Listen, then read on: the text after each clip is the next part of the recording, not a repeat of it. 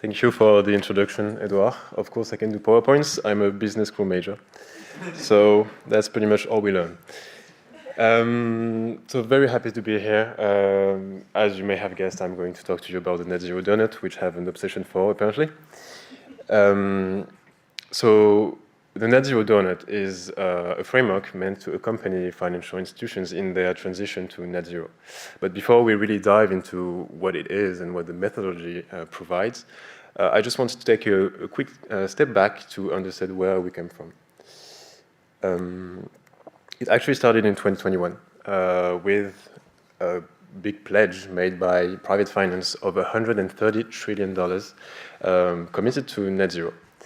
It happened at COP26, and it meant that about 40% of worldwide assets were now committed to aligning with the Paris Agreement. It was a huge commitment. And well, such a large commitment meant that some eyebrows were raised and questions were asked, like what methodologies were the financial institutions going to use in order to implement these commitments inside their processes? And also, who was going to track whether these commitments would come to be true? This is where the Observatory stepped in, building on our history of ESG commitments tracking. What we wanted to avoid was create a framework that felt additional. At the time, and it still is the case today, we had these net zero alliances. So, for example, Net Zero Banking Alliance, Net Zero Asset Managers Initiative, Net Zero Asset Owners Alliance. We had the Glasgow Financial Alliance for Net Zero, the GFANZ, which was meant to bring all these other alliances together.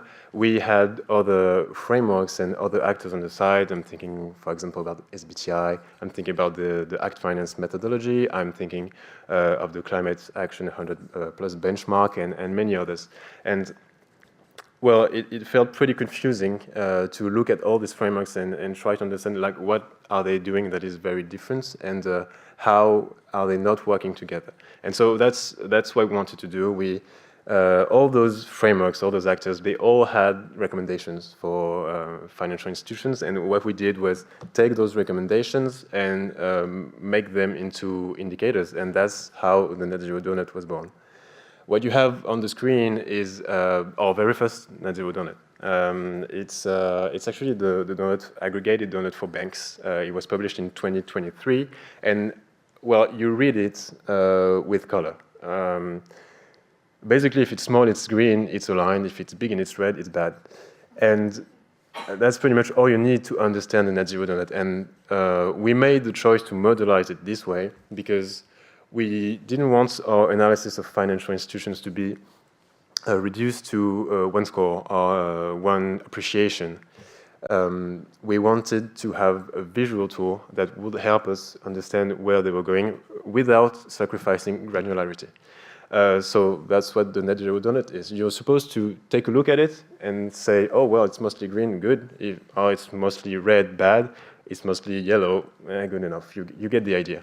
Of course, it's much more than that. The analysis goes deeper, and if you want to understand what we do with the data that we collect, you can take a look at the reports that we publish each year alongside the data.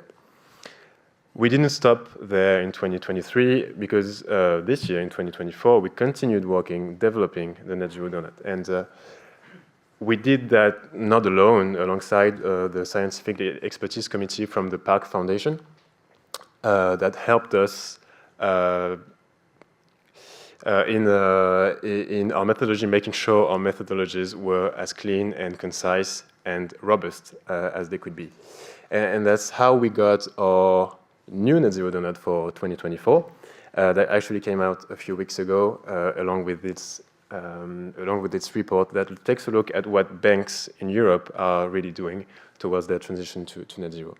What may strike you when you see this new Net Zero Donut is that it seems bushier than what it was a year ago. And well, it makes sense because we went from 130 to about 220 indicators for each financial institution analyzed. One may argue that this is too much, and I can understand. But to me, it's just a statement to how committed we are to making a framework that is the most comprehensive possible. And obviously, we are not going to stop there. It's going to continue evolving in the next years.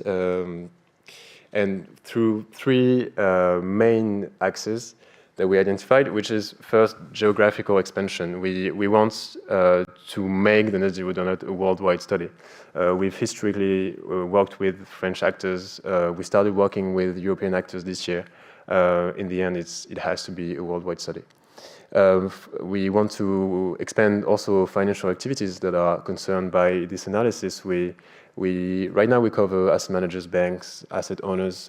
We cover a bit of insurers. We're looking to expand to make net zero donut dedicated to specific activities.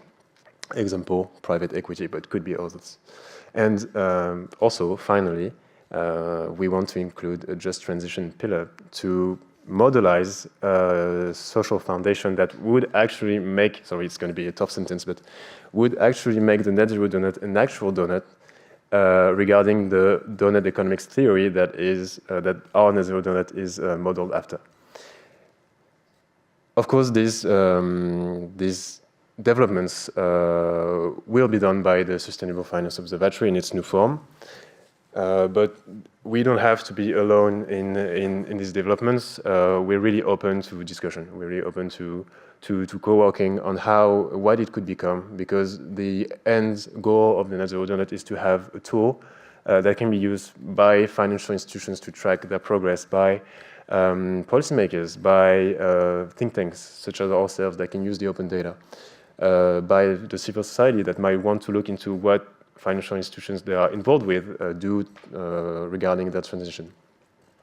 And so these developments are going to happen, and if you're interested, would want to talk about how you could be involved, please don't hesitate to come talk to me at the cocktail. Thank you very much for your attention.